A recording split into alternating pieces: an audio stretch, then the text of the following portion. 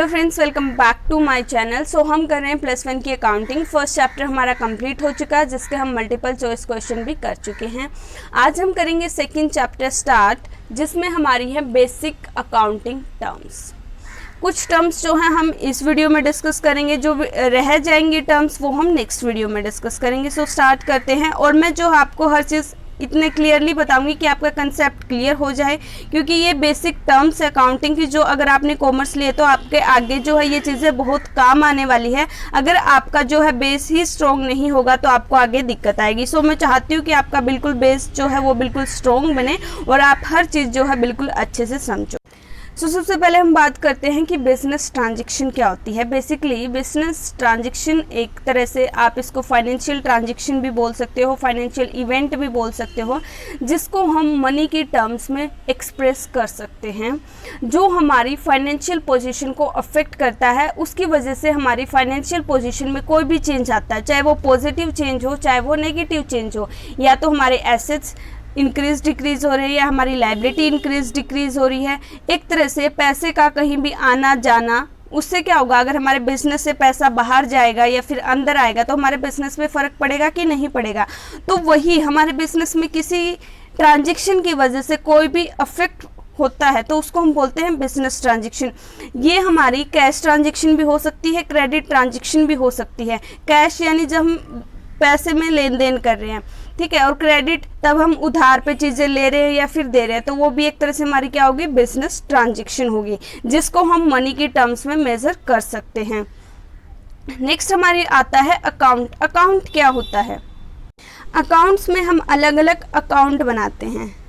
ऐसे जैसे हमारे अकाउंट बने, तो एक तरह से कैश का हमने अलग से बना दिया, बैंक अकाउंट हमने जो है अलग से बना दिया। उसके बाद किसी बंदे का कोई हमारा डेटर है, कोई हमारा क्रेडिटर है, सबके हम अलग अलग अकाउंट बनाते हैं। और वो पर्टिकुलर हेड जो हमारा होगा, अगर हम इसके ऊपर लिखेंगे बैंक अकाउंट, यहाँ पे लिखा नहीं जा रहा है, सो आप ऐसे ही समझ लो कि मान लो कि हमने हमने एक अकाउंट बनाया जिसके ऊपर हम हेडिंग लिखेंगे। जो भी वो अकाउंट होगा, कैश है, बैंक है, राम का अकाउंट है, श्याम का, परचेजेस का है, सेल्स का है, अलग अलग अकाउंट बनाते हैं हम। और जो भी हेड होता है उससे रिलेटिंग जितनी भी ट्रांजैक्शन होती है वो हम उस अकाउंट में ही लिखते हैं, सारी एक जगह पे लिखते हैं। अगर बैंक की जितनी भी ट्रांजैक्शन होगी वो हम बैंक के अकाउंट में लिखेंगे, कि एक तरफ लिखेंगे हम जो भी हमारी ट्रांजैक्शन से पैसा जा रहा है, एक तरफ लिख देंगे जो भी हमारा पैसा आ रहा है।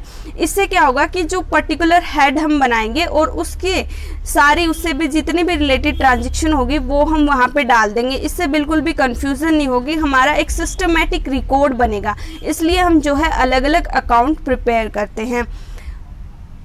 नेक्स्ट हमारा आता है कैपिटल। कैपिटल को हम नेट वर्थ भी बोलते हैं और इसको हम ओनर्स इक्विटी भी बोलते हैं।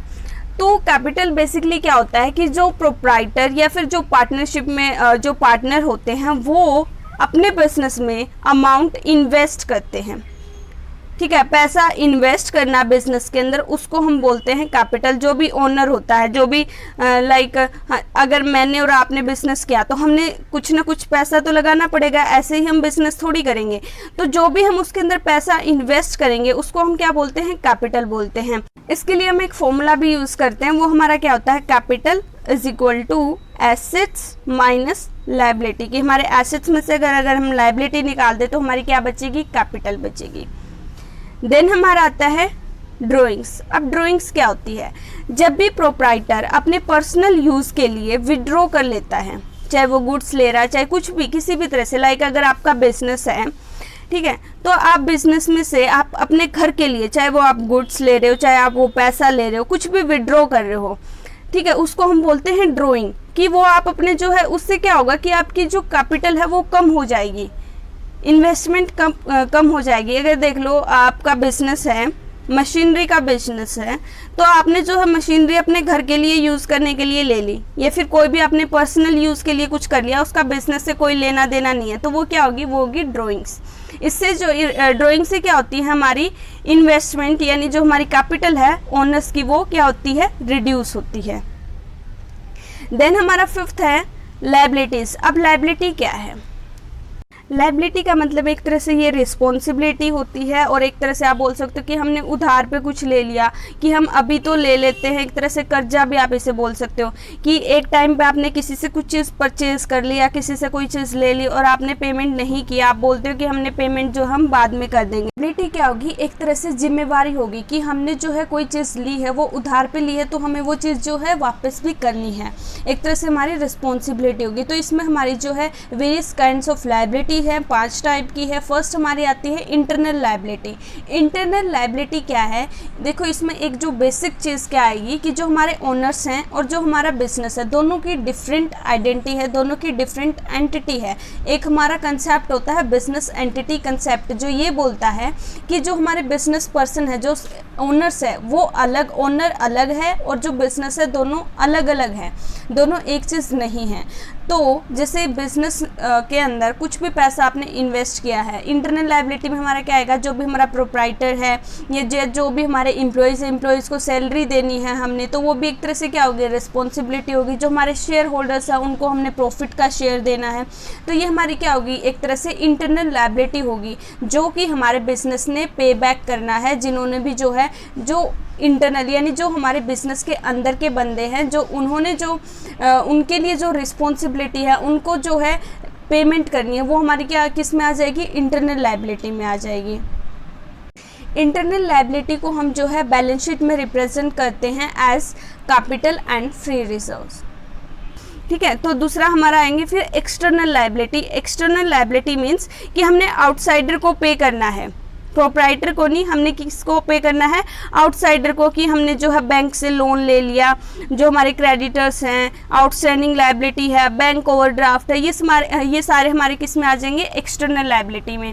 फिर हमारी long term liability. Long term हमारी बेसिकली क्या होती है, कोई भी लायबिलिटी जो आपको पे करनी है, 1 साल से ज़्यादा टाइम पीरियड आपको मिला हुआ है, लाइक लॉन्ग टर्म लोन्स आपने लिए हैं या फिर डिबेंचर्स हो गए। इसमें क्या होता है, लॉन्ग टर्म, शॉर्ट टर्म और लॉन्ग टर्म, या फिर जहाँ पे करंट आपको दिखे तो उसका मतलब समझ जाना।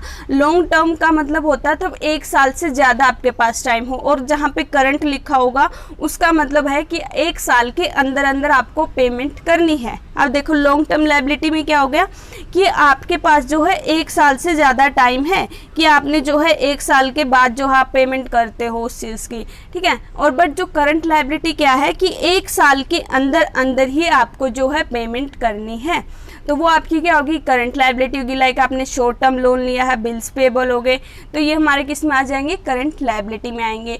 फिर हमारा 5th आता है कंटीजेंट लायबिलिटी। ये ना तो हम बोल सकते कि ये लॉन्ग टर्म लायबिलिटी है, ना हम इसको बोल सकते हैं कि ये करंट लायबिलिटी है। ये डिपेंड करता है कि फ्यूचर में वो इवेंट होगा कि नहीं होगा, उन चीज़ों पे ये डिपेंड करता है। तो हम इसको जो है बैलेंस शीट में भी शो नहीं करते, हम इसका सिंपल जो है फुट नोट लिखते हैं, बैलेंस शीट के नीचे हम इसकी एक लाइन सी लिख देते हैं, ठीक है। तो इसमें क्या होता है, ये डिपेंड करेगा हमारा किस पे, कि फ्यूचर में जो वो हमारा इवेंट है वो अराइज होगा कि नहीं होगा, राइट। एग्जाम्पल हमारा हो गया बिल्स रिसीवेबल हो गया, जो बिल्स रिसीवेबल डिस्काउंटेड हो गया, it will become a liability if it is dishonored on the due date, right। then हमारा है 6th assets। अब assets क्या होते हैं, assets एक तरह से हमारी प्रॉपर्टी होती है जिस पे आपका लीगल राइट होता है, जिसको हम मनी की वैल्यू में मेज़र कर सकते हैं। लाइक मशीनरी है, फर्नीचर है, वो सारे क्या है, हमारे एसेट्स हैं। एसेट्स लाइक हमारे building, machinery, furniture, stock, debtors, cash, bank balance, ये सारे हमारे क्या हो गए, ये सारे हमारे एसेट्स हो गए, जो हमें इकोनॉमिक बेनिफिट्स देते हैं प्रेजेंट में भी फ्यूचर में भी, जिन पे हमारा पूरा राइट होता है, जिन पे हमारा कंट्रोल होता है। अब एसेट्स में भी कुछ टाइप्स आते हैं कि कुछ टेंजिबल एसेट्स होते हैं, कुछ इनटेंजिबल। तो ये सारे क्या होते हैं ये देख लेते हैं। फर्स्ट हमारा टेंजिबल एसेट्स। टेंजिबल एसेट्स वो होते हैं, टेंजिबल का मतलब जिन चीज़ों को हम देख सकते हैं, जिनको हम टच कर सकते हैं, जिनकी फिजिकल एग्जिस्टेंस है, तो वो एसेट्स को हम क्या बोलेंगे, टेंजिबल एसेट्स बोलेंगे। इसके अंदर हमारी लैंड आ गई, बिल्डिंग आ गई, मशीनरी आ गई, कंप्यूटर, फर्नीचर, गुड्स, इन चीज़ों को आप टच कर सकते हो, देख सकते हो। इंटेंजिबल एसेट्स, इंटेंजिबल मतलब जिन चीज़ों को आप देख नहीं सकते, जिनको आप टच नहीं कर सकते, सिर्फ फील कर सकते हो। लाइक हमारे बिजनेस की जो है एक तरह से गुडविल है, इमेज है, कस्टमर्स के माइंड में कैसी इमेज है, वो हमारे बिजनेस को एक अच्छे वे से देखते हैं या एक बुरे नज़रिए से देखते हैं, तो इस चीज़ को आप टच नहीं कर सकते, देख नहीं सकते। एक तरह से ये चीज़ें सिर्फ फील की जाती है और इसको हम अकाउंट्स की लैंग्वेज में बोलते हैं गुडविल। ठीक है, तो इंटेंजिबल एसेट्स में हमारे पेटेंट्स आएंगे, गुडविल आएगी, ट्रेडमार्क्स आएंगे। ठीक है, ट्रेडमार्क आएगा। देन हमारा थर्ड है फिक्स्ड एसेट। फिक्स्ड एसेट्स वो होते हैं जो हम इस पर्पज़ के लिए परचेस नहीं करते कि वो हमने उनको जो है रीसेल करना है, उनको हम लॉन्ग टर्म के लिए एक्वायर करते हैं कि इनसे जो है इनसे यूज़ करना है हमने, इनका ये जो है हमारी बिजनेस की अर्निंग कैपेसिटी को इंक्रीज़ करते हैं। लाइक हमने लैंड ली है, बिल्डिंग, मशीनरी से हमारा काम चल रहा है, कंप्यूटर में हमारा काम हो रहा है, तो हमारा ये मतलब तो नहीं होता कि हम इनको बेच देंगे अगर हमने इनको परचेज़ किया। हमने इनसे काम लेना है, इनका यूज़ करके हमने अपनी अर्निंग कैपेसिटी को जो है इंक्रीज़ करना है, एनहांस करना है जो। ठीक है, तो वो हमारे क्या हो गए, फिक्स्ड एसेट्स हो गए। इनको हम बैलेंस शीट में जो है शो करते हैं, फिक्स्ड एसेट का अलग से जो हमारा हेड बनता है वहाँ पे। देन है हमारे करंट एसेट्स। करंट एसेट्स जो होते हैं इनको हम जो ये बड़े शॉर्ट पीरियड के लिए होते हैं। जो फिक्स्ड एसेट है ये हमारे लॉन्ग, जैसे मशीनरी है, ये नहीं कि हम हर साल जो है मशीनरी परचेज करेंगे, सेल करेंगे, हमारा काम चल रहा है तब वो काम करने के लायक नहीं रहेगी फिर हम उसको बेचेंगे, वरना जो है हम तब तक उससे काम चलेगा, हम उससे काम चलाएंगे, तो वो एक तरह से क्या होगा, फिक्स्ड एसेट्स। अब बात करते हैं करंट एसेट्स की। करंट एसेट्स वो एसेट्स होते हैं जिनको हम जो अपने बिजनेस में 1 साल तक ही रखते हैं। 1 साल के अंदर अंदर हम उनको चाहे तो कैश में कन्वर्ट कर देते हैं या फिर बेच देते हैं। फॉर एग्जांपल हमने गुड्स परचेज की कि आगे हम उनको बेच देंगे। ठीक है, तो वो हमारी क्या होगी, वो हमारे करंट एसेट्स हो गए और उनसे प्रॉफिट अर्न कर लेंगे। हमारे डेटर्स हो गए, राइट। तो जो हमारे 1 साल से कम, मतलब 1 साल के अंदर अंदर हमने कन्वर्ट करने होते हैं या फिर उनकी एग्जिस्टेंस नहीं रहती है एक तरह से, तो वो हमारे किस में आ जाते हैं, वो करंट एसेट्स में आ जाते हैं। बट जो हम लॉन्ग पीरियड के लिए लेते हैं वो हमारे फिक्स्ड एसेट्स में आ जाते हैं। देन है हमारा next liquid assets. Liquid assets कौन से होते हैं, जिनको हम इजीली जो है कैश में कन्वर्ट कर सकते हैं। लाइक बिल्स रिसीवेबल है, डेटर्स है, कैश है। Liquid assets are those assets which are either in the form of cash और can be converted into cash within a very short period. कि या तो वो कैश में ही होते हैं या फिर हम बड़ी जल्दी उनको कन्वर्ट कर सकते हैं कैश में। वो क्या हो गए, हमारे लिक्विड एसेट्स होगी। देन हमारा लास्ट है 6 फिक्टिशियस एसेट्स। फिक्टिशियस एसेट्स वो होते हैं जो ना तो टेंजिबल होते ना इंटेंजिबल होते, which are neither tangible assets nor intangible assets. But ये क्या करते हैं, प्रेजेंट करते हैं लॉस और एक्सपेंसेस को। ठीक है, like debit balance of profit and loss account, deferred revenue expenditure. तो ये हमारे क्या हो गए, एक तरह से फिक्स्ड एसेट्स हो गए, सॉरी फिक्टिशियस एसेट्स। देन हमारा 7th रिसिप्ट्स। अब रिसिप्ट्स क्या होती हैं, receipts is the amount received और receivable for selling assets, goods और सर्विसेज। यानी आपको जो चीज़ रिसीव होती है, जो अमाउंट रिसीव होती है एसेट्स को सेल करके, गुड्स और सर्विसेज को सेल करके, यानी उनसे बेच के जो मिलता है वो हमारी क्या होगी, रिसिप्ट। तो इसमें हमारी 2 हैं, एक तरह capital receipts and revenue receipts. Capital receipt वो अमाउंट होती है हमारी जो हमें एसेट्स को सेल करके मिलती है। It is the amount received और receivable for selling assets. Like अगर हमने मशीनरी जो है सेल की है, बिल्डिंग सेल की है, फर्नीचर सेल की है, तो वहाँ से जो हमें अमाउंट रिसीव होगी वो हमारी क्या होगी, कैपिटल रिसिप्ट होगी। देन अगर हम बात करें रेवेन्यू रिसिप्ट की, तो रेवेन्यू रिसिप्ट क्या है, तब हमें गुड्स और सर्विसेज को सेल करते हैं, उनसे जो हमें अमाउंट रिसीव्ड होती है उसको हम बोलेंगे क्या, रेवेन्यू रिसिप्ट, राइट। देन जी हमारा नेक्स्ट आता है एक्सपेंडिचर। एक्सपेंडिचर से आप क्या समझते हो, नाम से क्या क्लियर हो रहा है, expenditure is the amount spend और liability incurred for acquiring assets और गुड्स एंड सर्विसेज। कि वहाँ से देखो रिसिप्ट में क्या था कि आप चीज़ दे रहे थे और वहाँ से आपको अमाउंट रिसीव हो रही थी। एक्सपेंडिचर में क्या होगा कि आप खुद जो है परचेज कर रहे हो कुछ और उसकी वजह से जो है आपको पैसा देना पड़ेगा। अब जो है आप रिसीव नहीं कर रहे बल्कि दे रहे हो, तो इसलिए क्या हमारा एक्सपेंडिचर है। चाहे आप एसेट्स एक्वायर कर रहे हो, चाहे आप गुड्स और सर्विसेज एक्वायर कर रहे हो। तो इसमें हमारे बेसिकली 3 टाइप आते हैं। फर्स्ट हमारी कैपिटल एक्सपेंडिचर। कैपिटल एक्सपेंडिचर यानी जब आप एसेट रिक्वायर कर रहे हो या फिर जो आपका एग्जिस्टिंग एसेट्स है उसको इम्प्रूव कर रहे हो, जिससे आपके बिजनेस की अर्निंग कैपेसिटी इंक्रीज होती है, जो आपको बिजनेस को बेनिफिट देता है मोर देन 1 अकाउंटिंग ईयर, जो आपको 1 साल से ज़्यादा बेनिफिट देगी। ऐसी कोई भी एसेट जो आप परचेज करते हो या फिर जो है उसी में कोई इम्प्रूवमेंट करते हो, फर्नीचर हो गया, कंप्यूटर्स हो गए, तो इनको हम क्या बोलेंगे, कैपिटल एक्सपेंडिचर बोलेंगे।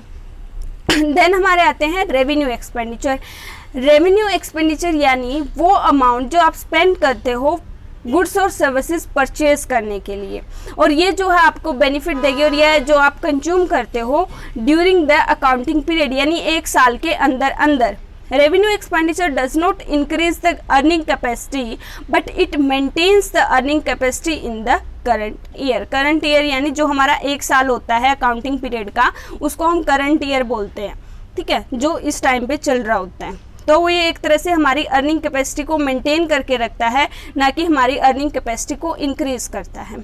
देन हमारे आते हैं deferred revenue expenditure. Deferred revenue expenditure is revenue expenditure in nature but is written off to profit and loss account in more than 1 accounting period। यानी एक तरह से इसमें capital expenditure plus revenue expenditure कर दो तो हमारा बन जाता है डेफर्ड रेवेन्यू एक्सपेंडिचर। इसका एक एग्जांपल देती हूँ, वहाँ से आपको बहुत अच्छे से ये चीज़ क्लियर होगी। मान लो आपने एडवर्टीजमेंट की अपने बिजनेस की, तो आप एक बार उस पर पूरा आपने खर्चा लगा दिया जितना लगाना था, तो वो खर्चा तो आपका क्या लगा, 1 साल में लगा, बट जो एडवर्टीजमेंट आपने कर दी है वो कई सालों तक आपको बेनिफिट देगी। यानी एक तरह से यहाँ पे आप खर्चा तो एक बार कर रहे हो, ठीक है, स्पेंड कर दिया आपने 1 ही साल में, बट उसका जो बेनिफिट है आपको आने वाले कई सालों तक मिलेगा। तो एक तरह से ये क्या होगी, हमारी deferred revenue expenditure. Advertising expenditure इसका जो है बेस्ट एग्जाम्पल है, जिसमें क्या होता है कि आपको जो बेनिफिट है वो मिलता है मोर देन 1 अकाउंटिंग पीरियड, और जो आपकी जो आप अमाउंट स्पेंड करते हो वो आप जो है 1 ही साल में करते हो। देन है हमारा 9th एक्सपेंस, यानी जो भी आपके खर्चे हो रहे हैं, लाइक आपने कैश पेमेंट करी है, सैलरी दी है, वेजेस दी है, कोई रेंट पे किया है, कोई फिक्स्ड एसेट्स की पे जो आपने कोई डेप्रिसिएशन लगाई है, आपने कोई कुछ भी तरह से पेमेंट की है जिसकी वजह से जो आपका कैश है वो कम हो रहा है, आपने कुछ भी ऐसा किया है, तो वो हमारे क्या आ जाते हैं, एक्सपेंसेस आ जाते हैं। तो इसमें भी हमारे 2 टाइप है, प्रीपेड एक्सपेंसेस और आउटस्टैंडिंग एक्सपेंसेस। प्रीपेड एक्सपेंसेस क्या है, मान लो कि आपने पहले ही पे कर दिया, मान लो आपने जो है नेक्स्ट 2 मंथ का रेंट भी जो है पहले ही पे कर दिया, तो वो आपके क्या हो गए, प्रीपेड एक्सपेंसेस। नेक्स्ट 2 मंथ में जो आपको पेमेंट नहीं करने पड़ेगी क्योंकि आपने पहले ही कर दी है। तो इसको जो हम शो करते हैं करंट एसेट्स के हेड के अंदर, बैलेंस शीट के अंदर, और फिर नेक्स्ट ईयर हम इसको ट्रांसफ़र कर देते हैं प्रॉफिट एंड लॉस अकाउंट में। देन हमारा आउटस्टैंडिंग एक्सपेंस। आउटस्टैंडिंग एक्सपेंस एक तरह से कि आपने पे नहीं करे, आपने पिछले 2 महीने का रेंट भी पे नहीं किया, जो आउटस्टैंडिंग है, जो अभी पे करना रहता है, तो इसको हम शो करते हैं आउटस्टैंडिंग एक्सपेंसेस करके, हम जो है लायबिलिटी साइड जो है शो करेंगे, और दूसरा जो है प्रॉफिट एंड लॉस अकाउंट में हम इसको डेबिट साइड जो है शो करते हैं। अभी जो है आपको ये इतना थोड़ा सा कंफ्यूजिंग लगेगा कि आप फर्स्ट टाइम अकाउंटिंग कर रहे हैं अगर +1 के स्टूडेंट हो, बट जब आप अकाउंट बनाओगे, बैलेंस शीट बनाओगे, तो ये सारी चीज़ें आपको बड़े अच्छे से जो है क्लियर हो जाएंगी। देन है हमारी 10th टर्म इनकम। इनकम क्या होती है, income is the profit earn during a period of time. यानी मान लो कि आपने जो है गुड्स की कॉस्टिंग थी कितनी, मतलब एक तरह से एक गुड्स थी आपके पास, कोई भी गुड्स एंड सर्विसेज अगर हम बात करें, तो एक तरह से आपके पास एक मशीनरी थी जो कि 15,000 की थी, आपने वो 21,000 की बेच दी, ठीक है। तो अब मुझे ये बताओ, 15,000 के तो आपके उस पर आपने जो है एक्सपेंसेस थे 15,000 की, तो आपने खुद परचेज करी थी, फिर आपने वो बेच दी कितने में, 21,000 में। तो 15,000 आपके एक्सपेंसेस हो गए, 21,000 आपका रेवेन्यू होगा, और 6,000 आपकी इनकम होगी। यानी रेवेन्यू तो वो होता है जिसके अंदर हम एक्सपेंसेस भी ऐड कर दें और इनकम भी ऐड कर दें, कि आपकी किसी भी चीज़ को बनाने में जितना भी आपका टोटल खर्चा आया है प्लस उसके ऊपर आपने जितना प्रॉफिट कमाया, तो वो टोटल आपकी क्या होगी, वो आपकी क्या होगी, रेवेन्यू होगी। बट रेवेन्यू में से जितना भी आपका खर्चा आया है उस चीज़ को बनाने में या जितने की वो आपने परचेज की थी वो चीज़ माइनस कर दो तो आपकी क्या आ जाएगी, income. Income is equal to revenue minus expense. Income और रेवेन्यू में जो है बहुत ज़्यादा स्टूडेंट को बहुत ज़्यादा कन्फ्यूज़न होती है, और प्रॉफिट क्या होता है, गेन क्या होता है, इनकम क्या, बड़ी कन्फ्यूजिंग टर्म्स है ये। इनके ऊपर जो है मैं अलग से भी एक वीडियो बनाऊंगी, तो आप वहाँ से जो है ये बिल्कुल कंसेप्ट आप क्लियर कर सकते हो।